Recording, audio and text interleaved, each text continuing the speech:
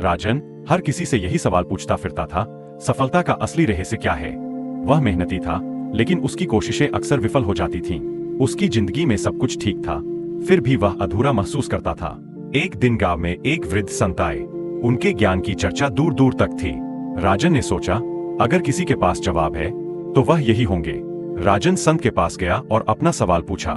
संत मुस्कुराए और बोले, पहाड़ के पार एक गुफा है। उस गुफा में खजाना छिपा हुआ है। अगर तुम उसे ढूंढ पाओ तो तुम्हें सफलता का रहस्य भी मिल जाएगा। राजन उत्साहित हो गया। उसने तुरंत अपनी यात्रा शुरू कर दी।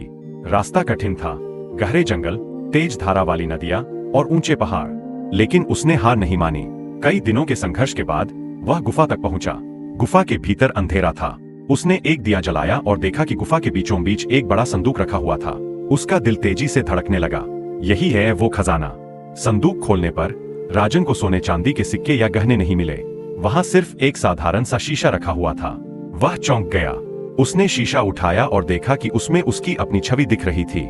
राजन निराश होकर गुफा से बाहर आया और संत के पास पहुंचा। आपने कहा था कि गुफा में सफलता का रहस्य मिलेगा, लेकिन वहां तो सिर्फ एक शीशा था। संत ने शांतिपूर्वक कहा, क्या तुमने ध्यान से देखा कि शीशे में क्या था? राजन ने कहा, हाँ, उसमें मेरी अपनी ही छवि थी। संत मुस्कुराए और बोले, सफलता का असली रहस्य यही है। वह तुम्हारे भीतर है।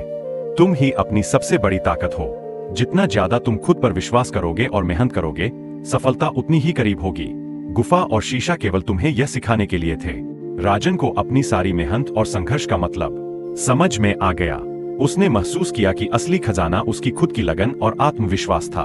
उस दिन के बाद राजन ने कभी किसी से सफलता का रहस्य नहीं पूछा।